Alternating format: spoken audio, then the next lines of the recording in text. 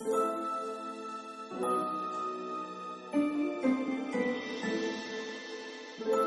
podcast is a member of the Place to Be Nation family. Visit us at placetobenation.com, the only place to be in your pop culture world.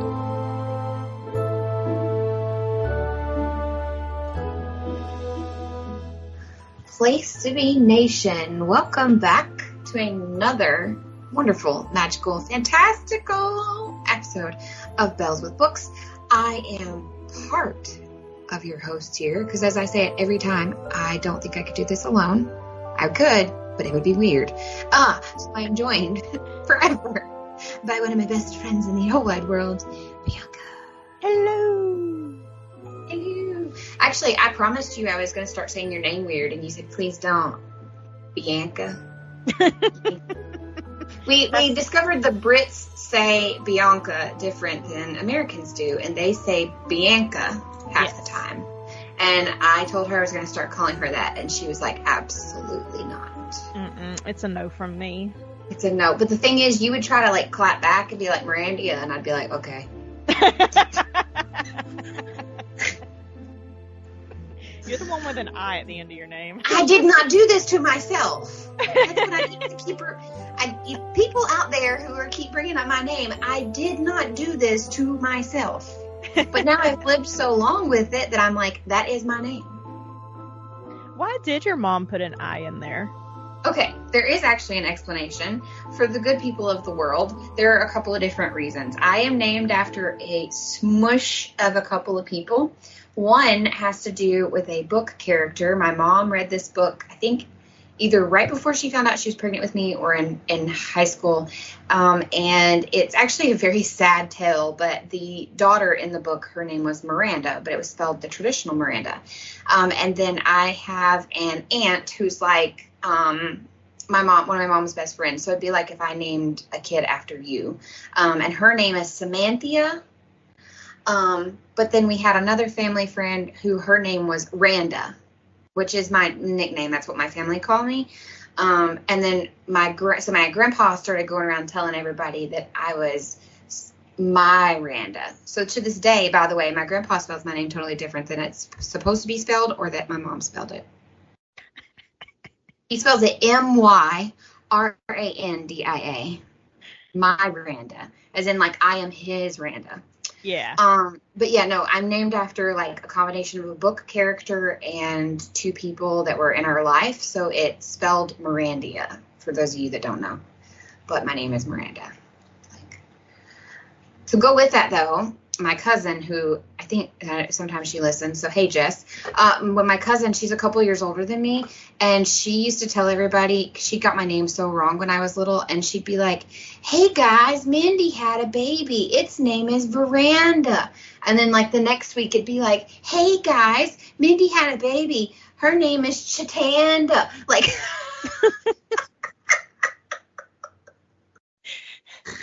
Oh, so I've had lots of names. That's okay. Okay. Well, that was a good family history moment. Also, for anyone that might hear white noise, I apologize. Bianca says she can't hear it, and I can't hear her white noise. But one, Bianca lives in the South. She needs her air conditioner. Two, it has been really hot here. And before anybody makes fun of me when I say it's been really hot and you look my temperature up and it was only 87 with no air conditioning, okay? Yeah, the Europeans don't believe in air conditioning for some reason. It's not just Europeans. It's a lot of countries besides America. A lot of countries.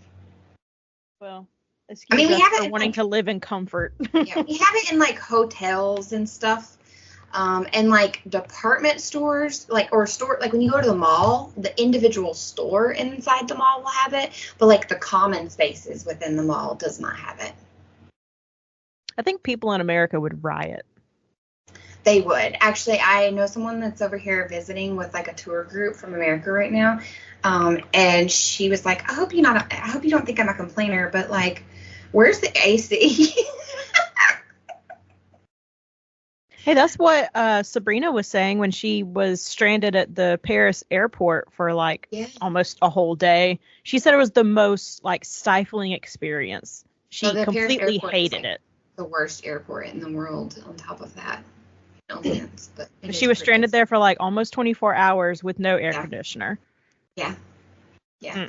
The difference is in the winter, they burn you up. Like everywhere it is burning up. It's stifling. Because they're like, oh, it is cold. We must turn on the radiators. And you're like, please turn it down. I can't breathe. Well, we do have some book news and some social media updates to bring to y'all. I feel like we have a good bit today to tell everybody. We do. There's like a lot that's been happening in this world. I'm proud of you. You added so much to the doc this time. Because I can get to it now. It's not in another language anymore. The powers that be finally fixed it. It's no longer, like, I can access it from my phone now, and it is no longer in a language that I don't read.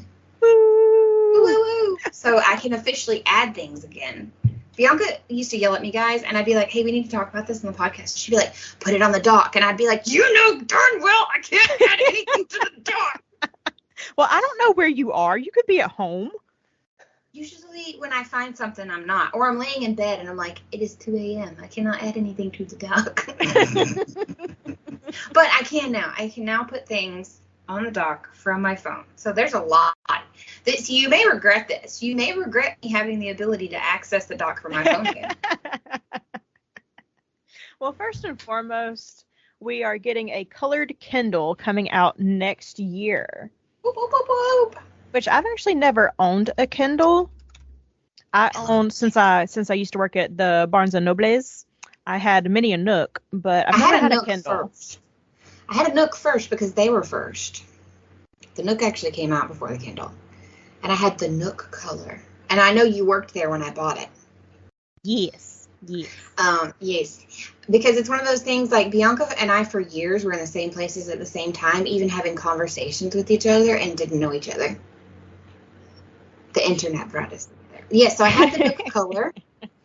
Did you have the Nook color? See, that's another thing. I don't think I ever had a standard Nook. All of mine were like those tablets. Oh, okay. I had the actual, like, branded Nook color. Yeah. I got it, like, for my birthday or something one year, and I just thought that was the coolest thing in the world because you could get your magazines on it. Yeah. As well as your books. And then the Nook kind of, not that it was obsolete, but it was like Kindle started taking over in such a way that it was like, oh, well, if you don't have a Kindle, you kind of can't get half these books. Well, see, and that's why when I started buying the Nooks, I started getting the tablets because then I could have access to the Nook store and the Kindle store. Yeah. And then the Kobo store, too, I believe. Yes. I think you can access the Kobo, yeah. So we ended up switching to Kindle because Caden actually won, like, one of those kids' Kindles. Well, it wasn't quite a kid's yet. It was like the Fire HD tablet when they first came out with them. And we saw everything you could do if you were on the adult side of it. And Jerry and I, because, he's a big reader as well, we were like, wait a second. So that's when we both got Kindles, which I learned a new hack, by the way. I think I sent it to you, but I sent it to Hope as well. And it was this lady that was talking about if you really wanted a Kindle, but the price point is a little high. She bought a kid's Kindle, and it comes with a cute case. That case was adorable. So it came with a really cute case. And then you get 2 years of warranty on your Kindle instead of 1 year. And everybody just assumes because it's the kids one that, like, you're automatically logged into the kids side. But as someone who has owned a Kindle and shared it with the kids, that is not true. You just don't access the kids side. You can just log in like regular. Mind blown. And they're cheaper. They're I don't know dollar wise, but I want to say they're about 40-ish or more cheaper. Is there a difference in the memory on them? Is that why it's cheaper? It has more memory. Oh. Yeah. Well, then why is it cheaper? I don't know. It looks like it might be smaller. I don't know. I know it's smaller than the Kindle that I have, but I don't know. And for anyone listening, like, we're not sponsored by old Bezos. I mean, if he wanted to toss some money our ways, Lord knows he's got enough. We would take it.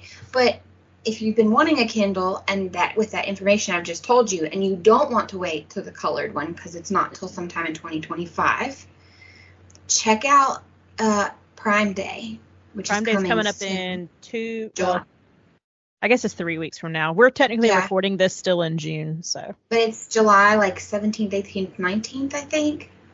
That sounds right. Yeah, somewhere. Yeah, I was looking at it today. So I would recommend looking at the kids one during Prime Day deals, because you could get a really good deal, unless you really, really want to wait for the color Kindle. I am excited about the colored Kindle because I do get my magazine subscriptions, because living in Europe, like, I can't just go buy a magazine. I get Food Network and a couple others, and I can't just go buy those. So having access to them, and right now they're black and white, which no big deal, because then I can just also go to my iPad and have the Kindle. Like, I use the Kindle app on my iPad, so I get them in color. So I use the Kindle app on my phone and my tablet. Which, do you know how many people that did not know? Like, I've seen this in a couple of the reading groups I've in, and then I've even been asked by people I personally know. They're like, well, I can't buy that. I don't have a Kindle. And I'm like, but you have an iPad. The last person I talked to that I personally knew, and she was like, oh, I want a Kindle so bad, but I don't have one right now. And so I can't buy that book. And I was like, but you have an iPad. And she's like, yeah, but what's that got to do with having a Kindle? And I'm like, do you not know that you just put the Kindle app on your iPad? So, for anyone that didn't know, I don't want to treat you like you're dumb, but you can literally put the Kindle app. I mean, obviously there's enough people that have come to me and said this, that, like, it's not common knowledge, apparently. But yes, you can literally download the Kindle app on your phone, on your iPad, on your tablet. Like, my mom had, like, a Samsung tablet, and she got it on there. So, yeah, all of my tablets have been Android based, so. Yeah, but even Android-based, there's a way to get it. My mom did it. No, that's what I'm saying. Like, all of my tablets have been Android, and I've had it on all of them. Yeah, I'm the Apple. She's the Android. And I can confirm. That means we can both confirm you can do this in both platforms. But yeah. So there's a lot of Kindle information for you, when really we were just coming to tell you about the Kindle Color. But it reminded me, like, oh, wait, somebody asked me this question. But yeah, do you think you'll ever, like, actually get a Kindle? Or do you think, nah? No, because like I said, I read on my tablet, and I don't want to carry around a Kindle in my tablet. See, that's kind of where I'm at. Like, this sounds really bad, but I have the iPad, and I don't know. I tend to, like, leave my Kindle. The only thing I will say is, on the iPad, I get distracted and want to go do something different for a second, because I'm like, oh, I can just pop over here and check this real quick. And on my Kindle, I cannot do that. Like, literally all I can do is read. Like, I can read books. That's it. So, it does keep that from happening. Well, another thing that I am super duper excited about, that everyone in the world probably heard me scream when this was announced. No, you asked. I didn't hear you. I had just sat down to my desk at work, and I got a notification on my phone. It was like a news notification. I opened it, and I was like, what? And you were like, did you hear me scream? And I was like, no, you're good. You're safe. No wars were started. But we're getting a new Hunger Games book. It'll come out March 18th of 2025. I felt like this was happening. After last year's stuff, in my head, I was like, she's not done.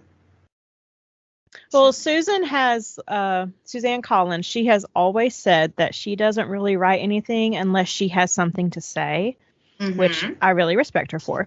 So this book is going to center around government propaganda. And I was like, ooh. And the theories in mine and your friend, like, we have a chat with like people we know. It's our friends, and the theories in there on, like, what stories she could be telling are chef's kiss. Like, yes, I love it. I'm here for it. But it is going to center around the morning of the 25th Hunger Games, the first quarter quell, which just so happens to be Haymitch's games. Yes. And I've always wanted more of his story. I've always wanted more of that. My own personal theory is that Haymitch is not going to be the main character of this book. It's going to be someone on the government side. No, I can see that. That's my own personal theory moving forward. Which one of our friends had the theory that it was... like the news, the media was going to be like, Caesar would be telling like a lot of, isn't that his name? The guy that does the... Caesar Flickerman. Yeah, one of our friends had that whole theory that it would center more around Caesar and it could possibly be like his first coverage, and... I would love that too. I would love that. I don't remember which one of you, I'm sorry girls, I don't remember which one of you said that, and we talk an awful lot for me to try to find that. But yeah, someone in the group did say that. Yeah, and I thought that was a really cool theory as well. But I've always been very interested in Hamish. I thought he was a character that deserved like a little bit more, you know. Hamish deserves the world. I'm sorry. He's just a sweet baby. He needs a hug. He was ruined by the games. So let's see what ruined him. Yes. And then Miranda, I'll let you cover the next one on our to-do list. All right, buckle up, baddies. I'm angry. I'm going to title the episode that. Okay, you can do that. Buckle up, baddies. So, I need to, for a moment, talk to you that are on that half of the dark romance world. The book talk dark, like, can't get enough of it, girls. Listen, I hear you. I see you. Those books are usually good. However, the minute a man's mugshot, walk of him coming into the courtroom and is about to be convicted of unaliving and attacking multiple women and is a known Nazi, I'll just say the word, I was trying not to, and is known, and you guys are saying, ooh, daddy, now I picture this character like this, now I look at, are you kidding me? Please. Are you talking about Wade Wilson? Oh, I'm talking about Wade Wilson. Okay. I knew, like, I did not confirm any of that, but in my mind, I was like, you know what? He's a pretty good looking guy. I bet someone somewhere is going to start something. They did. I was right. Girl, the comments are sickening, and they're like tagging hashtag book talk, and then they're like hashtag dark romance book talk. If you know, you know. No, I don't know, because, well, he is an attractive man. Once I knew everything he did, he makes me just want to vomit. His face makes me want to vomit. He has a literal swastika on the side of his head. Like, did we not? No, because listen, in dark romances, they are bad boys. They do some bad things, but they are always there. They're the kind of guy that under their breath, like, is like, who did this to you? He did this to you. I can't. So I would like to join the rest of the world in saying that we're not allowed to say his name anymore. We need to say Christine Melton and Diane Ruiz. Because those are his victims. And he's not a book talk baddie. He's a disgusting, disgusting human. Okay? Which I had to. Didn't he have more victims and those are just the confirmed ones? Or am I misremembering that? Those are the two that actually lost their lives. Okay. There are other women that he attacked. I don't know that all of them have come forward, but I feel like the fact that he has confirmed unalive 2 and confirmed attacked, I think it was 2 more, that there are more people. Yeah. Listen, he is an attractive man, and then you read the list of stuff against him, and you see that swastika on his head, and I don't know how you find that attractive anymore. I really don't. That has to be people who were just, like, scrolling whatever platform they were on and didn't really pay attention. See, I thought that too. And one of the comments I made was, this is people that are like just visibly seeing him. And because like in the one video I saw, you can't actually see the nasty tattoo on his face. He's got some others too, but like you can't see the one that I'm referring to mainly. Because as you'll learn today, I love tattoos. I love them deeply. But like, at first I thought it was people that didn't know what he did. Like, they just saw this attractive man walking into a courtroom. And then I saw some comments that were like, I would let him me. And I was like, no, Let's so you do know what he did, and you don't care, and that is disturbing.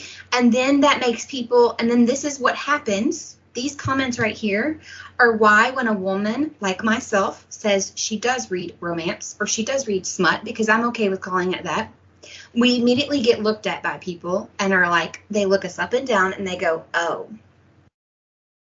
And this is why. This is why. And you're ruining it for the rest of us. Because it takes one bad apple, right? Yeah. It takes one. And it just frustrated me so bad the other night that, like, I was genuinely crying when I was listening to the stories of what these women went through. Like, it's just completely ridiculous. And completely inappropriate. Absolutely inappropriate. So the fact that they brought that into our space, Bianca, is unacceptable. Because I know you're not like a romance reader per se, but they're tagging book talk in general. Yeah. So don't be bringing that trash up in our space, okay? I'll end it there, but just stop. Stop. I'm going to get mad. Don't get mad. Let's talk about the Goodreads top books of the year so far. Yeah.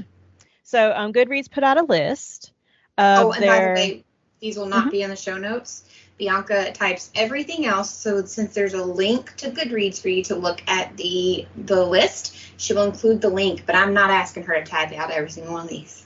Yeah, no, there's a lot. There's a lot. Miranda and I are only going to hit some of the high points because there's a lot of books on this list. Yeah. Mm-hmm. It's broken up by genre. Mm-hmm. The first one listed is contemporary and historical fiction. I've read none of them. I haven't either, but I do recognize a couple of them. The Women by Kristen Hanna. I do want to read that. I'm actually going to click the want to read button now. I have always heard really good things about Kristen Hanna books, and I have been gifted a few of them, but I've never actually taken the time to read them. So maybe this is the one.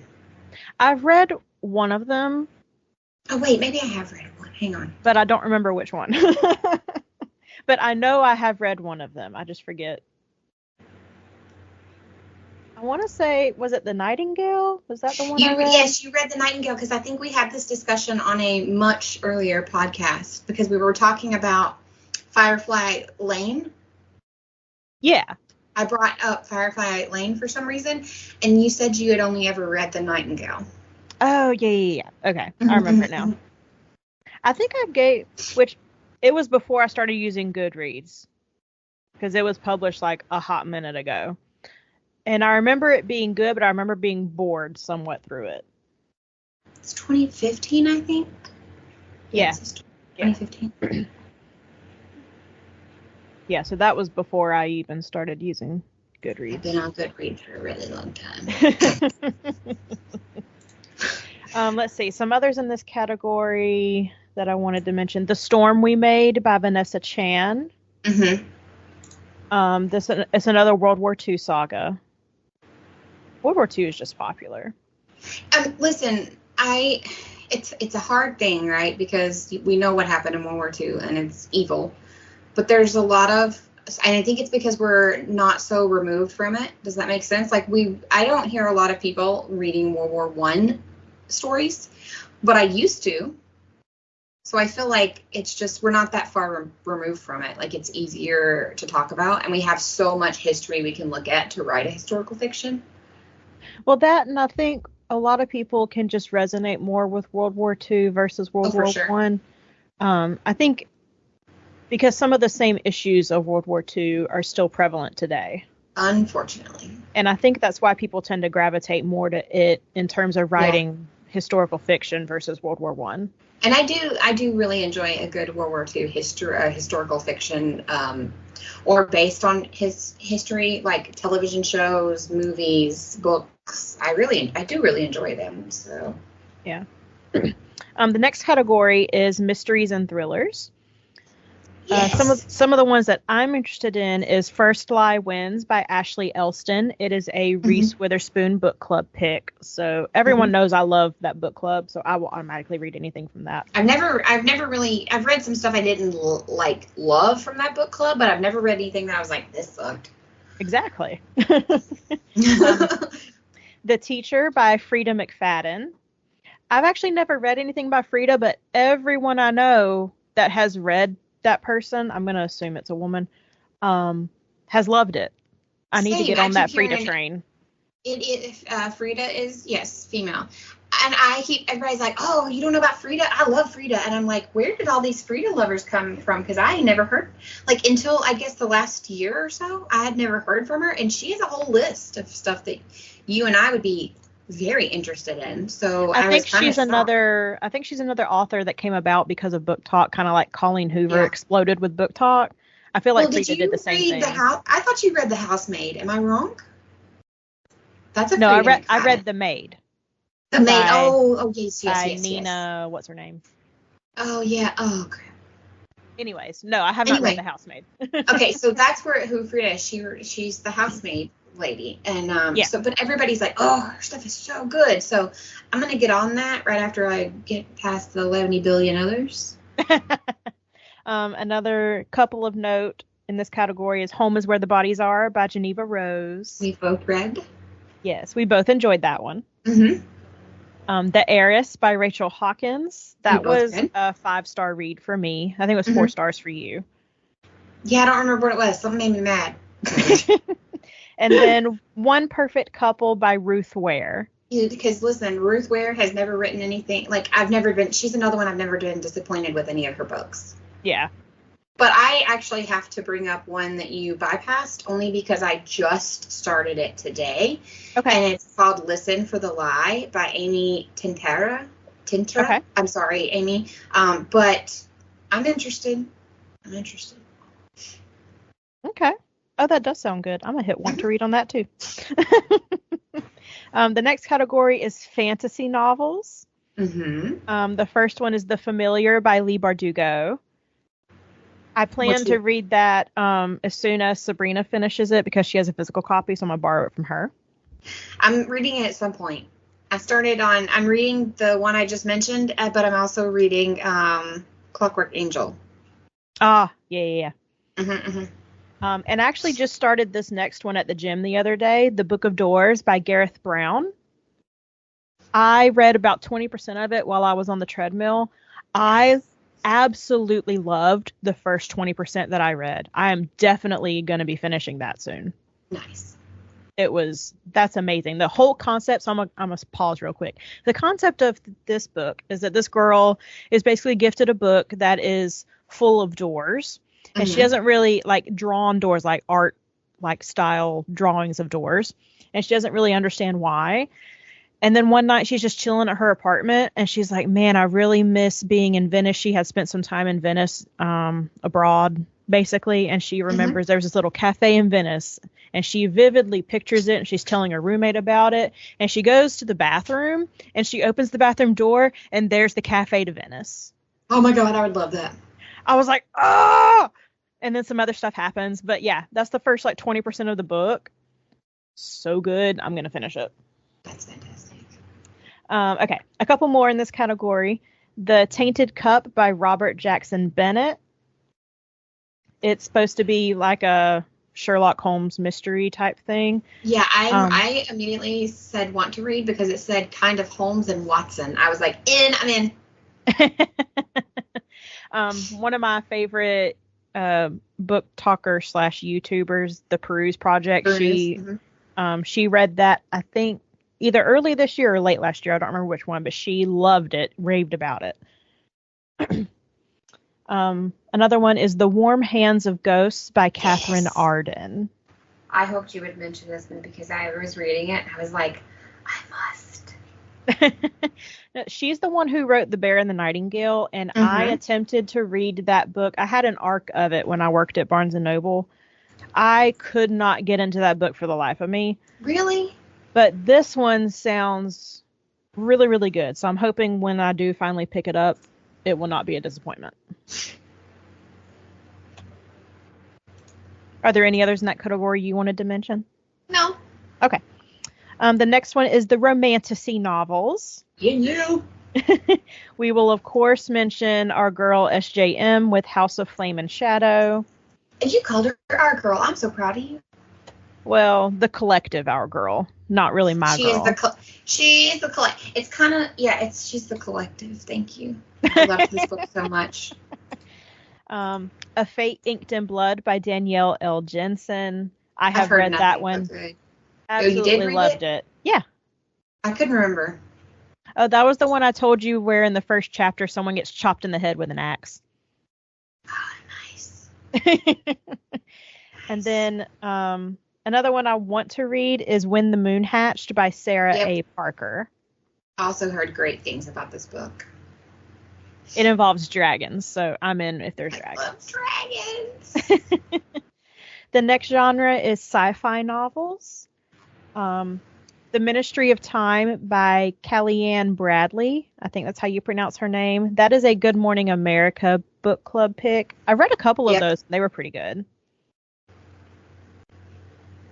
I'm scrolling. Yeah, unfortunately, I have found myself liking not as much sci-fi as I used to. Yeah. That's what some of these just sound kind of meh to me. Mm-hmm. But The Other Valley by Scott Alexander Howard, I think that's a time travel book. Yes, that one sounded pretty good. Mm-hmm. I'm a time travel girly. I can get behind it. I do love time travel. The next genre is horror novels. Yes. I've only marked one on here. It was Diavola by Jennifer Marie Thorne. Okay. I think it'd be remiss if we didn't mention Murder Road by Simone St. James. I read one of her works, trying to remember the title of it, and it wasn't so much horror, but I could see why she would be put in the horror genre.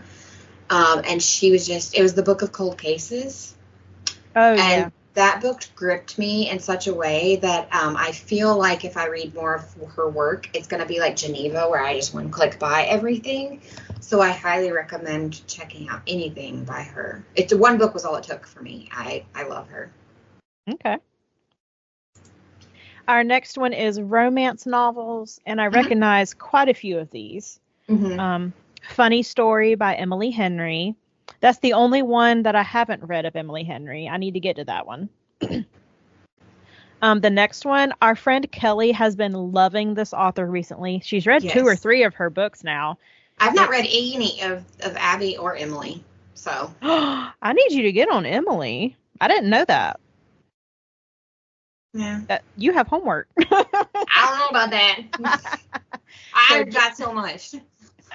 Just for the Summer by Abby Jimenez. Which this is just a note for the audience.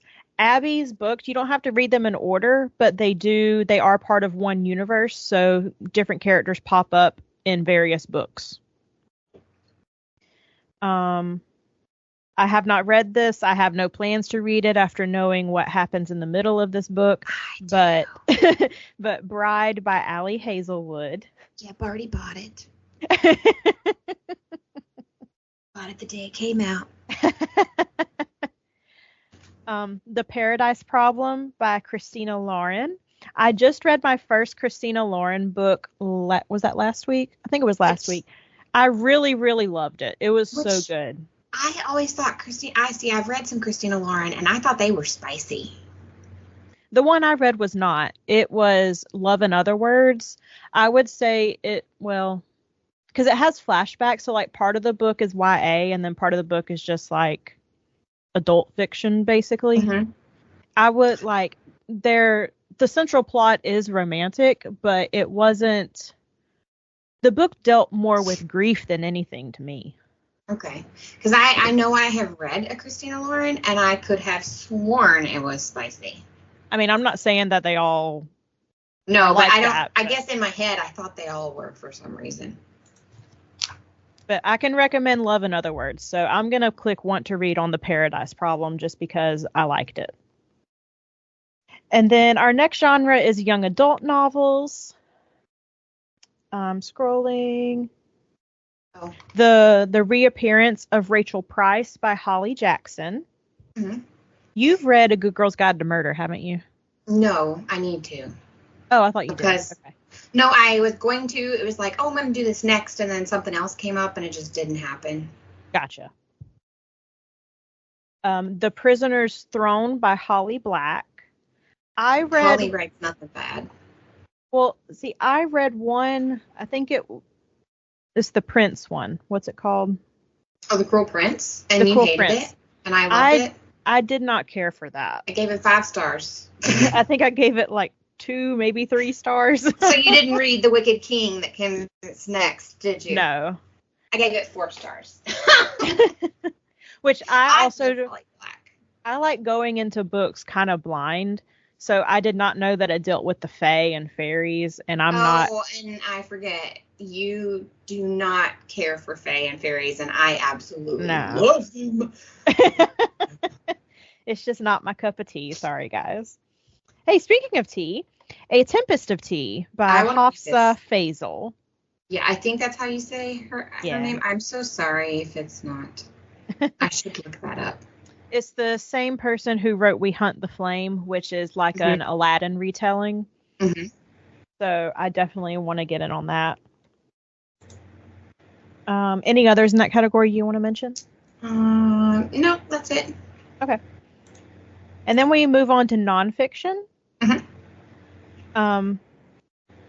I'm not a big nonfiction reader, so nothing in here like really grabbed my attention. Maybe the Eric Larson one, because I do like Eric Larson, The Demon of Unrest. Oh, yeah. I am interested in The Age of Magical Overthinking, Notes on Modern Irrationality by Amanda Montell.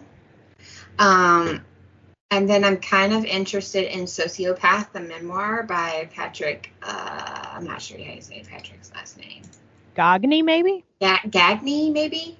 Yeah, I don't know. Gagne? I don't know. I was interested in those two. Okay. There was one I thought I was interested in, and then I finished reading it, and I was like, It was called One in a Millennial by Kate Kennedy. It just basically covers, like, a lot of the nostalgia and tackles, like, things that Spice Girls, AOL Instant Messenger, things like that I grew up with. Yeah. But that's the list of ones that we are interested in from Goodreads, best new books of this year so far. So far, which, I mean, that's a nice chunk when we're halfway through the year. Yeah. That was published on June 3rd of this year, so basically the halfway point. Mm-hmm. If you want to go check it out for yourself, see what we didn't mention, I'll put the link in the comments for you. Yeah. Another piece of book news that I am excited about is V.E. Schwab has announced the title of her new book coming next year. It will be called Bury Our Bones in the Midnight Soil. That title alone. Yes. V.E. Schwab is a poet. I'm just letting you know. I was actually just looking at a TikTok today where she brought up all the times that men shrugged her off in her career. Yes. It's very empowering. If you should go follow V.E. Schwab on her socials, because I read that. Actually, our friend Hope sent it to me before I saw it. And I was reading all of them, and I was like, the fact that it's 2024 and people still think that women, or men, let me rephrase that, not people, mainly men, well, some women too, think that women can't succeed in the writing world, and then you have to go back and remind them, like Mary Shelley, the book S.E. Hinton that wrote The Outsiders. Like, I mean, come on now. I'm just saying, Well, that's part of the reason she used to publish under the name Victoria Schwab. Her name is Victoria. But she started experiencing sexism, basically. So she started publishing under the name V.E. Schwab. Because she felt it gave her one more freedom in her writing. She felt publishing under Victoria, people were expecting her to write more in like a romance or a cutesy genre, and that's not. If you follow her at all, get out of here. If you follow her at all, that is not her vibe. She is a very eclectic, dark person naturally. So I think publishing under VE gave her more writing freedom. For sure. And honestly, we could do an entire podcast on just talking about famous authors that are believed to actually be a woman, but a man. Like, it was like an agreed upon, like, I'm going to do the writing, but you're going to do the face because nobody's going to take this seriously. There's a lot. And then there's a lot of authors in history that, like you said, they go by like a pseudonym, or like they shorten their name so they have a more manly pen name, a more masculine pen name, so that they would be taken seriously. That when you look into it, it's crazy. But also, I would just like to point out that a lot of today's like mass grossing authors are women. So yes, there's that.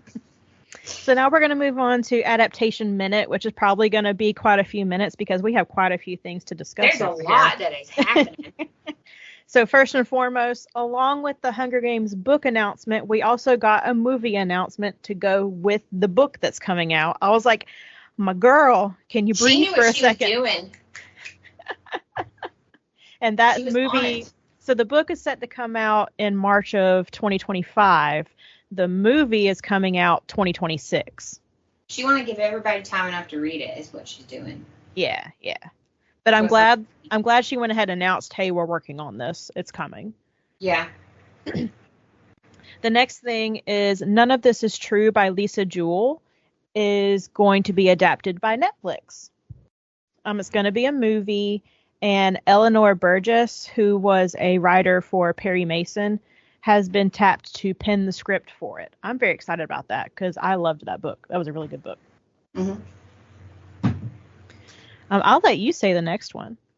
Because you know how excited I was. So I think by now everyone will know this, but if you don't, it has been confirmed that we are getting, after 20-something years, Practical Magic 2. I could have cried.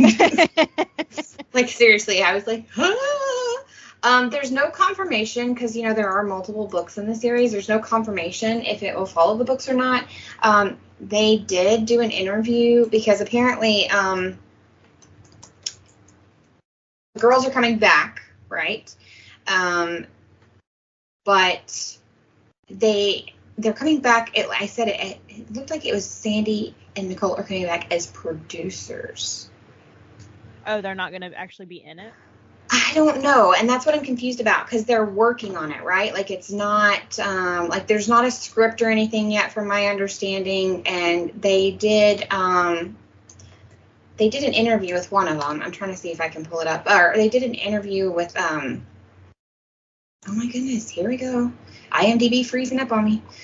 They did an interview with Nicole, and she was saying something about that her and Sandy were going to come back, and they were delighted to continue a story. But I don't know if they're going to follow the books or if they're going to. But they're going to be listed as like producers. Now that could also be that like they're going to be in it as well, because producers can be in a movie. Yeah. So, but it is happening. It was very vague at first. I don't know if you saw any of their posts. Like, it was extremely, like, They posted all this stuff on TikTok, and everybody's like, oh, it's nothing. They just added the movie to HBO. Woo, woo, woo. And then they were like, no, like, there's a new project in the works. It's just what we're getting, we don't know. Which, did you read any of the other books in that series? Uh-huh. Yeah, I have. Okay. Mm-hmm. I really like Alice Hoffman. But as you and I talked about, we have an episode, one of our very first episodes, where we actually we covered the book Practical Magic, and I think that was the first time you had ever read it, if I remember correctly. And you were like, and there were things because I had read it and it had been a really long time. You were like, oh my God, you didn't warn me, and I was like, I forgot that happened. That was some traumatizing stuff. How do you forget it? I just wasn't thinking, which actually it's not even like technically the first book. There's like point 1 and a point 2 that comes before. And then there's a book 2, which is called The Book of Magic. Yeah. So I don't know if they're going to do that or if they're going to go back and tell, because one of the first books tells the stories of like the ants actually. Oh. And then there's another one that actually goes all the way back to like the beginning of the bloodline in like the 1600s. So there's a lot of options they could take here, and they could do something totally new as well. Either way, I'm extremely excited. Extremely excited. Well, and this is mine. I love Neil Shusterman, his Scythe series. That's a really, really good dystopian series if anyone wants to read a YA dystopian. My nephew loves this series. But it got announced that Scythe is going to become a TV show, I believe, with Netflix. I was trying to find that real quick, and I can't find what platform. But in the same vein, Neil also posted on his Twitter, or X, whatever you want to call it, that he was like, yes, Scythe is being developed for a movie, but who also wants to see a Game Changer show on Netflix? So I guess Game Changer is going to be a show on Netflix as well, which is another one of his books. I was like, Neil, you're killing it. It just says that it is a movie adaptation of the novel and is currently in development with Universal and Amblin Entertainment. Okay. So it's a movie. Oh, I thought it was going to be a series. Okay, just kidding. I don't know what I'm talking about. No, I thought it was too. So, anyway. What does IMDb say? Oh, it just says nothing is available. Just kidding. Oh, really? Sometimes it's like, coming soon. Yeah, it just says, since this project is categorized as in development, blah, blah, blah, blah, blah, blah, blah. Yeah, it looks like the guy from 10 Cloverfield Lane is going to have something to do with it. Ooh. Okay. Yeah, it says, as of April 2023, Josh Campbell and Matt Studekin, I always say his name wrong, of 10 Cloverfield Lane are attached to the screenplay. Okay. So, there is an IMDb for it, but it's just like in development. Like you said, like it has. Yeah. And then something that has come out somewhat recently is Geek Girl on Netflix. It was so good. I haven't watched it yet. I also haven't read the book because the book is a children's book, isn't it?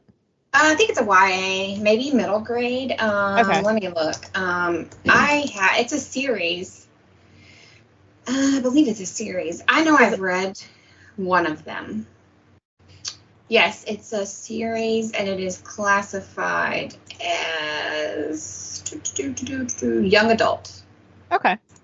I read the first one some time ago. It came out in like 2013.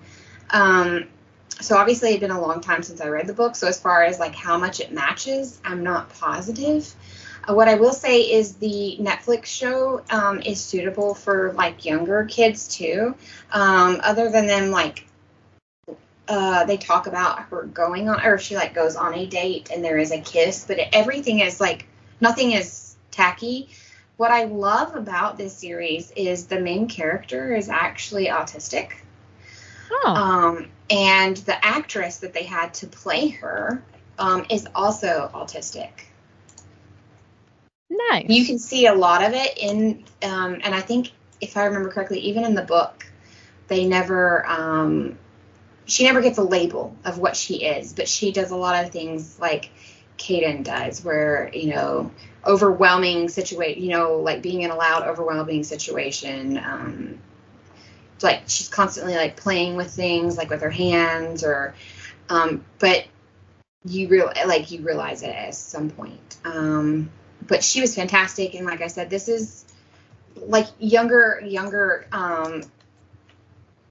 don't know what the rating is. I was trying to see what the rating was on this. I hate it when you like click on IMDb and it's like neat. And it just freezes on you and you're like, are you kidding me? How many people use this daily and you guys can't? It's TVPG. Okay.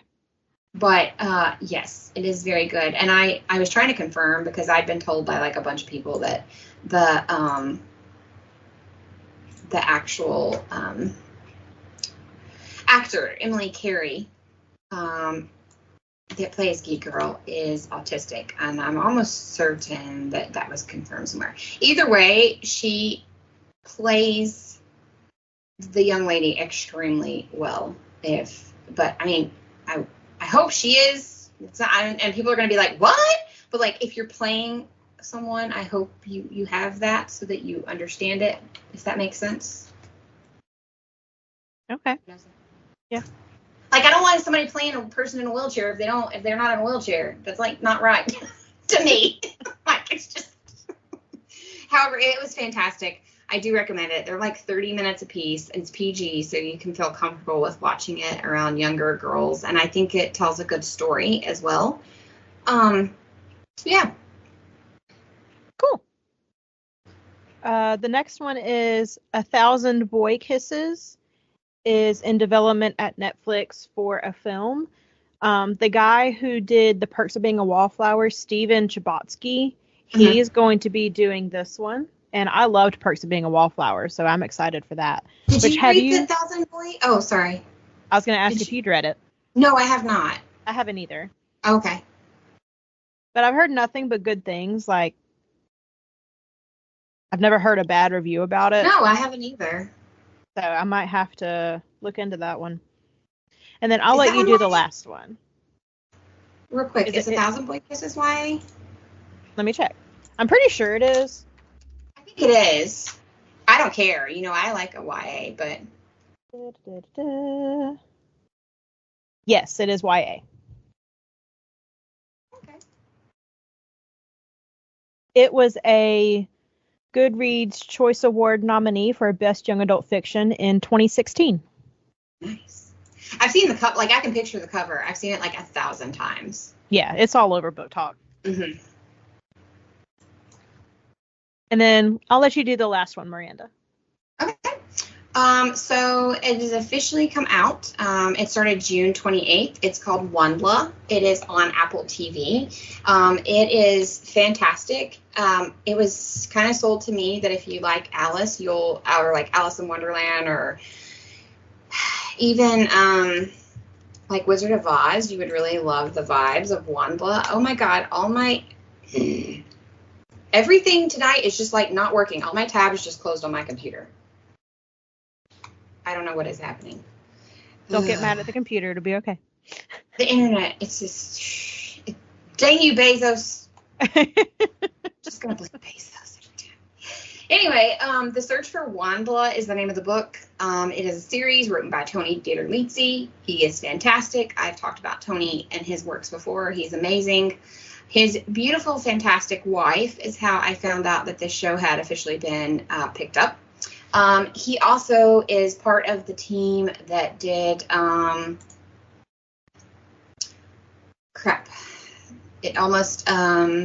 Spiderwick.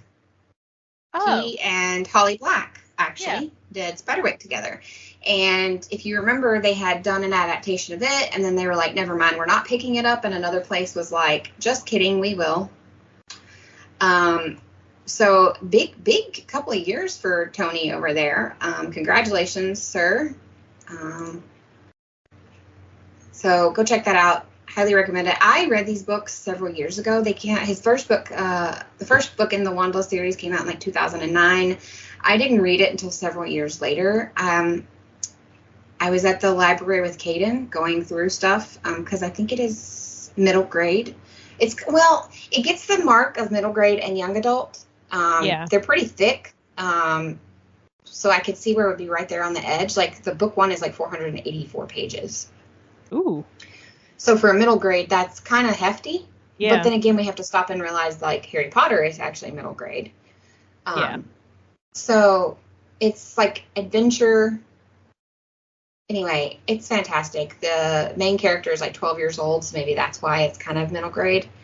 Highly recommend. So this is obviously going to be one that you can watch with children as well. Woohoo! Now, for the feature of this episode, we were kind of grappling with what to do for July. Yes. July is just kind of one of those months where you don't want to be all like, USA, USA. But then... I'm over it.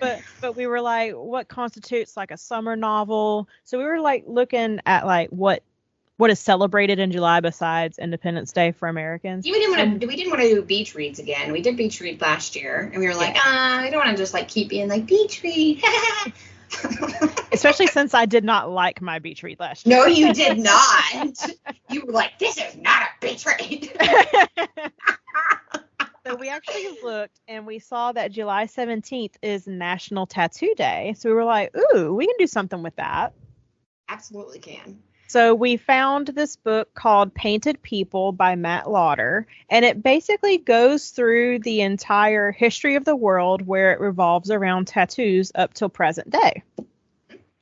And we all know that Miranda loves tattoos. She has several, and some of them cover like whole parts of her body. I have 9. I counted them when I was texting you earlier, and even I went, I have 9? Well, see, do you count your Alice one as 1? Yes, I do. Okay. Because it's one piece. It was 3 sessions, but it was one piece. Okay. And it was like my 3 sessions were over like a month and a half period. Like it wasn't a long time. Yeah. It was like you do a session and you let that part like heal a little. So he did like the top first, right? And then we came back and we did the bottom. So you don't necessarily have to let the top heal. You just, because you're not touching, you're not going over it again. So what we did is those first 2 sections, right? The top and the bottom. And then we went back when that was all healed and we started doing like all the color and additional like things. So. Nice. And if y'all want to see, if you want to see Miranda's Alice tattoo that we're talking about, she posted it on, where'd you post it? On TikTok. On TikTok, okay. So you can go look at it and admire it just like I do, because it's very pretty. You got all the colors in there. It is. I basically took him, he does really good with watercolor work, and I basically took like, literally, I think it was like 20 different either pieces of art or someone else's tattoo, and was like, I like all of this, but I don't want something someone else already has. And actually, the Cheshire at the bottom was not even going to be on there. It was going to be like Mad Hatter related, and we just didn't like proportionally how the hat fit. So we were like, we need something more round, and we both decided together, like, how about the cat? Nice. Yeah, I mean, I love Chesh. I really do. He's, like, one of my favorites. But it's really hard when you got, like, you only have so much arm. You only got so much real estate space, you know. So, yeah, I have a total of 9. Your husband has 2 big ones, though. Yeah, his cover basically his entire, like, elbow to... Yeah, I say like elbow to shoulder, but most of it goes to his chest too, into his collarbone. He kind of has a half sleeve. His is like mine, where it doesn't go around the back of our arm like a traditional half sleeve would, but it's like all upper arm kind of half sleeve situation. So his is like upper arm and chest, basically. Oh, that's right. He has on his chest. Yeah, they go over his chest. His extends. Yeah. Yeah. Mine just kind of extends up onto like my shoulder blade, but then it doesn't go past that. And yours truly has no tattoos because she doesn't do needles. I hate needles. Fun fact. Terrified of them. I literally fainted the last time I got a shot. So I don't see. You don't see the needle. You don't see the needle. I was with Susan when she got one of her tattoos, and I could not stay in the room. I about fainted. You know what's funny is, so my husband, who's also covered in tattoos, like way more so than I am, like he had full arm sleeves. When I had my ear pierced that last time, I got a double helix piercing done in January. He had to turn. He could not watch. He like literally was getting like sick. And he's covered. When Caden had to have his stitches removed from his chin when Caden was little, I had to hold Caden down by myself because Jerry was over there like visibly getting sick. And I was like, oh, gee, thanks. Yep. You know, I also can't stand this right now, but I guess both of us can't pass out. So.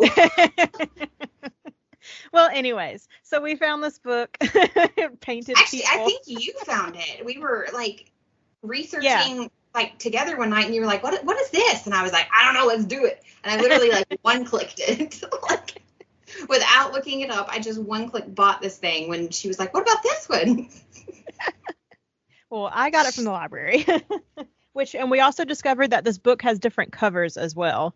The hardcover has one book, and then the paperback and the ebook have another cover. Which I have to ask, which cover do you prefer now that you've seen both? I actually like the hardcover one. Which is the blue, I think. Yeah, it's the blue with the man that's completely like tattooed all over. And that's a real photo of someone tattooed in the traditional, like what we will talk about in a second, like the blue. The blue is what everyone needs to get. I mean, the other one is a really pretty cover. Whoever was the cover artist did a great job.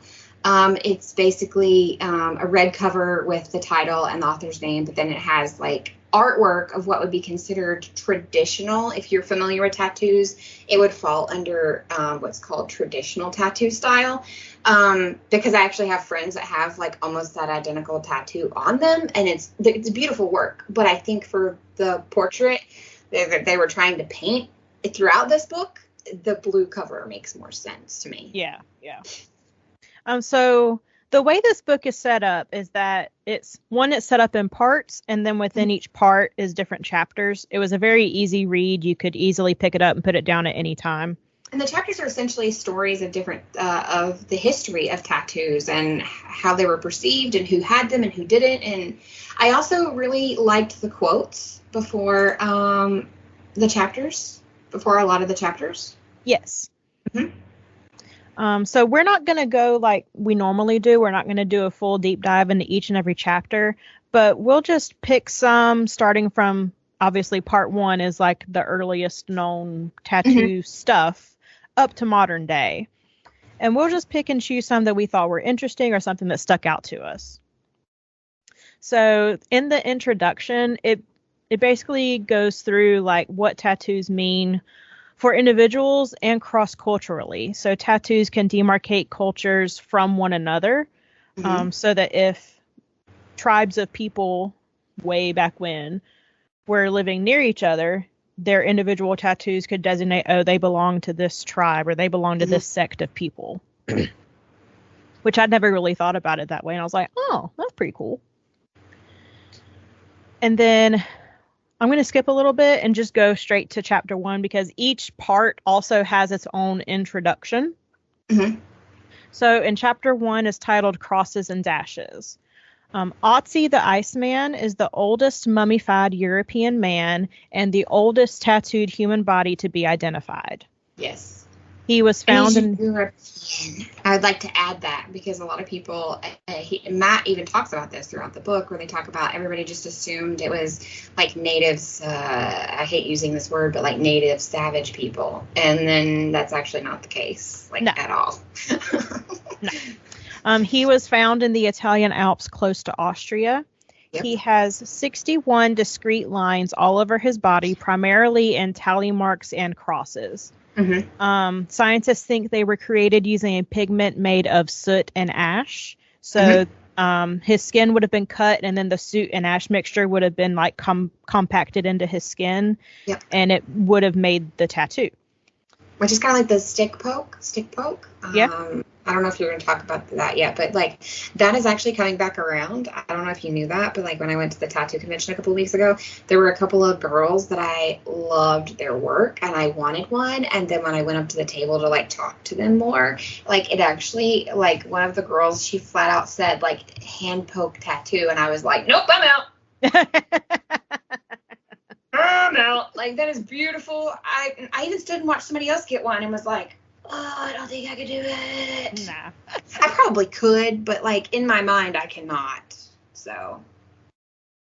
But they did determine that those marks were made on his body at different times instead of all at once. They don't know. They can guess as to why those tally marks and dashes are on his body. Some think that it marked his kills, like he was a hunter. There's just various different theories as to why. Maybe he just liked dashes. We don't know. But there's so many different I'm assuming that it was counting something. Possibly, and there's so many different theories by that. It could have been counting something. Could have been counting kills. Could have been counting his years.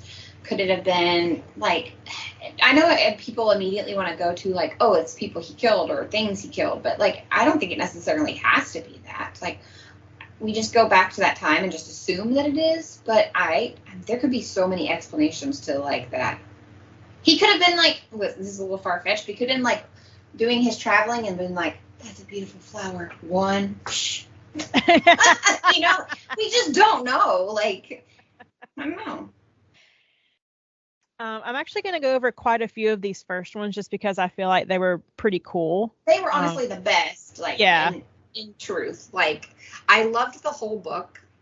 Go ahead and tell you, I gave it 5 stars, but I really liked the first half of the book the most, and there was a lot of times that when I was like reading or listening, I did like a combination of both, that I was like, oh, that is so cool and so fascinating. So I'm trying not to jump ahead of you. I'm waiting to see if you get to some of the things that I found as fascinating, and if you don't, like, I'll add to, or if you do, I'll add to. But there was I just really feel like this first half of the book was the most, I don't want to say entertaining, but like it was most fascinating, educational. Like, it was really educational in a lot of ways. And I'm someone that, like, I obviously am interested in tattoos, and obviously I've done like research into them and looking into them, and like, because here's the thing, when you have tattoos and people give you these like you want to have like a retort, right? You want to have like factual retorts.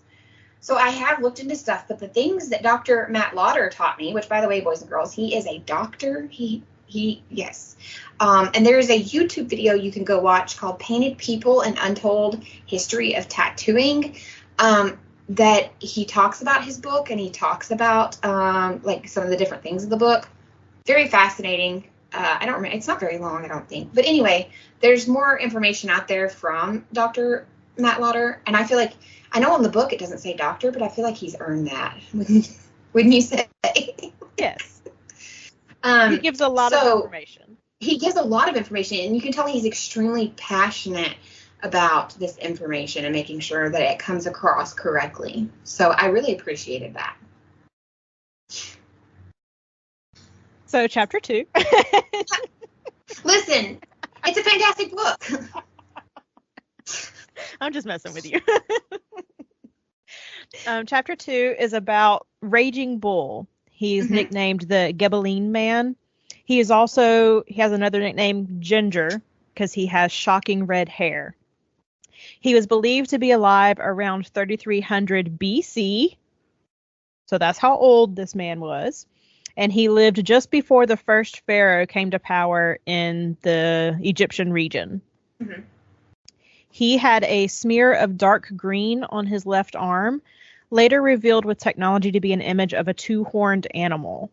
It's the first time that they've discovered someone with an animal tattooed on them.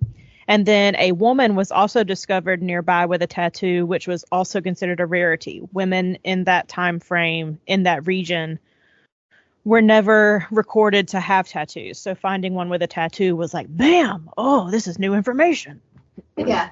And that just says, like you said, never reported. But there's a lot of things in our history that were probably never reported. So I also found that fascinating that he pointed that out, that, like, just, you know, they finally found her and they were like, whoa, this is weird. You know, like. Well, and I also thought it was weird that he was discovered with red hair, even though he was discovered in the Egyptian region. Yeah. I was like, huh, interesting. In chapter 3, we discover the Hystasius slave in 499 BC. They've named him, like, Hystasius used a naive slave boy. There's basically a war going on, and Hystasius himself had been, like, imprisoned or something, but he needed to get information back to the other side to let them know his plans, whatever was going on. So he found a slave boy, and he tattooed his plans on the boy's head, sent him back to his home country, and by the time he got there, his hair had grown back, so they had to reshave his head and then discover those plans to go against whatever king they were revolting against. I was like, that poor boy. Yeah. Because the head is very sensitive. Like, I can't imagine shaving your head and then having, no, that's I know a people lot. that have tattoos on their head, like on their head, like, yeah. That gives me the heebie-jeebies. It doesn't. I think it would be the same as getting your foot tattooed, and that shit hurt. I also think it has a lot to do with your pain tolerance, because, like, a couple of my tattoos, like, I pretty much fell asleep during them. Did you? But then, yeah, I did. Oh. Yeah. Mm-mm. My thigh tattoo, I fell asleep. Well, that I can see. There's a, like, I'm not calling you fat or anything, but there's, like, that's your medius part. It's a medial area, yeah. Yeah. No, I fell asleep during my thigh, and I almost fell asleep during my arm. And then some of my other ones are just really small, so I didn't have time enough to fall asleep. But now my foot, that's another story. Yeah, because that's another thin layer of skin down there. That one legitimately hurt. Not hurt. It was extremely uncomfortable. I'll put it that way. Yeah. But in chapter 4, we're actually going to cover a woman. Aki Bala, the Altai princess, she was believed to be alive sometime around 277 BC. The princess was in her early 20s when she was buried in the Siberian desert. Mm-hmm. They know she had cancer all over her body. However, they don't think it was cancer that killed her. It seems that a fall from a horse is what most likely killed her. They think that since she had cancer, her body was just very weak, and it's evident that she fell, and they're guessing that it was from a horse, and a lot of her bones were broken. Which that does happen. I mean, there are people that, like, have cancer and they actually die of something else because they're too weak to recover from anything else. They're too weak. So. But she was buried with a cape, and the cape had preserved most of her upper body in the cold Siberian desert, including her shoulder that had an elaborate tattoo. And several others in the area were found all with the same tattoo, or in the same area, but they all had animal tattoos. They all had various animals tattooed on them.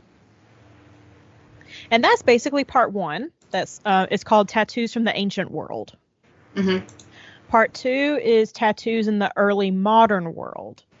Which I'm trying to remember if the thing I wanted to bring up really quick is in, I think it's in part of part 1, or maybe it's in part 2.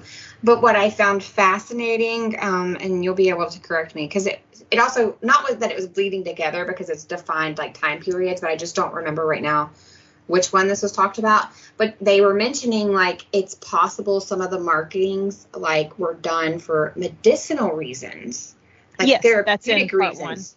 Yeah. And I just stopped because it's kind of a joke amongst people now. A lot of people that really enjoy getting tattoos, that they're like, oh, don't need therapy, I'll just get a new tattoo. And I found that really fascinating. Also, someone that has, like, chronic pain and chronic illnesses, that, like, I'm sitting here telling you, like, oh, my tattoos didn't hurt, but I live with this, like, chronic pain, this chronic illness that I'm like, well, I hurt all the time. And so him explaining that, like, this person had gotten markings probably to, like, diminish the pain, I was, like, completely intrigued by that, and was like, to me, in my brain, as someone that has many, it made a lot of sense. Like, because not to glorify this in any respect, but that's kind of the reasoning behind cutters, people that cut themselves. No, they do it for I have a friend that used to, and she did it to feel pain. Okay. Because unfortunately she explained to me when she admitted what she was doing, and I feel confident that she'll be comfortable with me saying this because I'm not mentioning who she is. But when she did this, she told me it was so she could feel pain because she was just so numb from a lot of things that had happened to her in her life. I have another friend that did it because they said when they did that, like, it drained the pain. Like, they felt like all the pain in their body just left them. And I was going to actually say, when I've gotten a tattoo in the middle of, like, having a really bad fibro flare, but you're like, I can't reschedule. And I remember thinking, like, this is going to hurt really bad because I'm already in a flare. And actually, like, my whole body went out of the flare. Like, I felt fine. And I was like, this is so weird. And it made, you know what, listen, could it be a placebo? Absolutely. But the mind is a powerful tool. And if placebo works for you, then it works for you. Just don't hurt yourself, you know, like, don't be harming yourself. Yeah. To get, you know, but yeah, I that whole section, like, I had to like stop and like kind of soak that in for a second. And was like, that is one of the sections that I found the most fascinating. Was the whole like using it for medicinal purposes or using it for pain or pain therapy. And I was like, many modern people actually do that and don't even realize it because they're like, I mean, I'm sure you've seen the memes about like, who needs therapy? I get tattoos. Like, yeah. So I was like, wow, like there's an actual like history behind that. Okay. This next part is the part that I found most interesting. Okay. The earliest use of the word tattoo was by an English novelist named Fanny Burney in a letter that she wrote to Samuel Crisp. Her brother sailed with Captain James Cook, and she was privy to various meetings to visitors from other lands, in this instance, Tahiti. It is speculated that with the spread of Christianity in Europe, the practice fell off, even in cultural memory, and it only came back once they made contact with the Pacific Islanders. So he never really went into this, but I want to know what they called tattoos before the word tattoo came about. Well, I thought that was the whole point of painted people. They said they were painted people. Yeah, but what did they actually like call the thing? Oh, the thing? I don't know. Yeah. I did like this whole thing explained like the history of the word decal. Like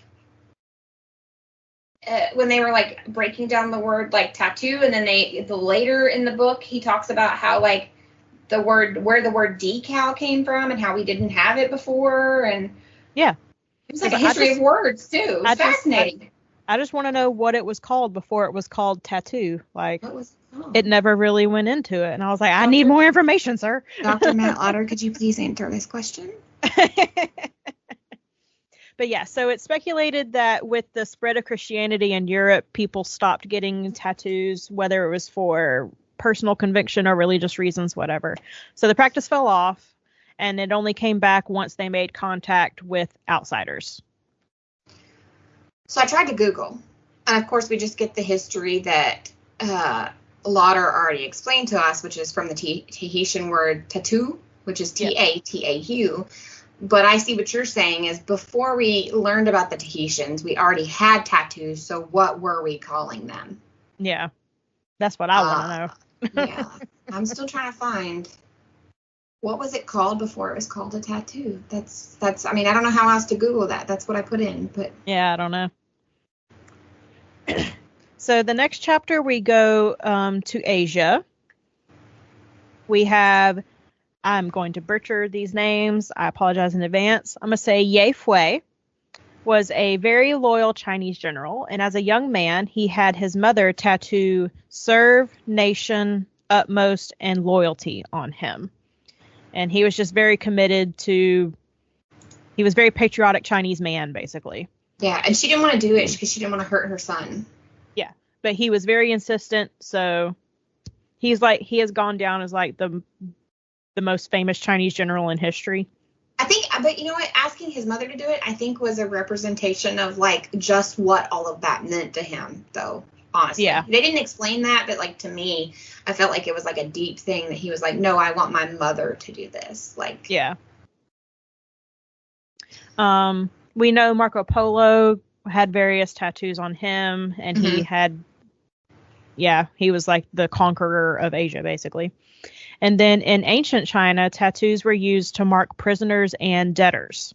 So it wasn't a good thing to have tattoos back then. In that section, like it's very strange. Yeah. And that was around the Ye Fui started in 1122. So just to give y'all a timeline of what we're going over. I'm trying to remember how you actually say his name. Can you spell it for me real quick? It's Yue and then Fei.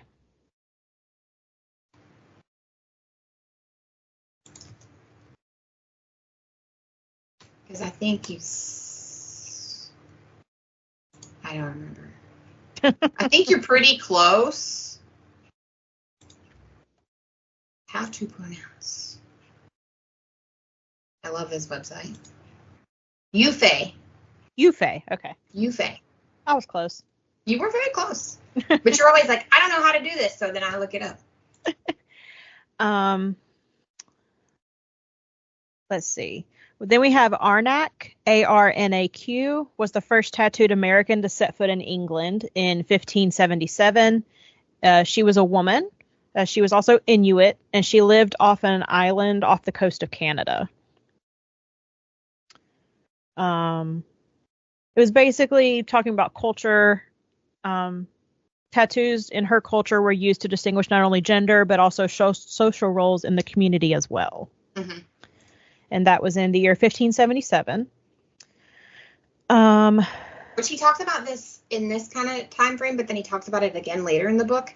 Something else that I found fascinating is like, because a lot of these people that we're talking about now kind of were like nomad-like, they also heavily believe, based on like writings and things that we have recovered, is that tattoos were something like, if you're a nomad, you can't take a whole lot with you, right? But you can take your power. Say you're like the chieftain of something, having a specific marking on you. One, you can take it with you everywhere you go to prove. And two, you can signify like who you are to others.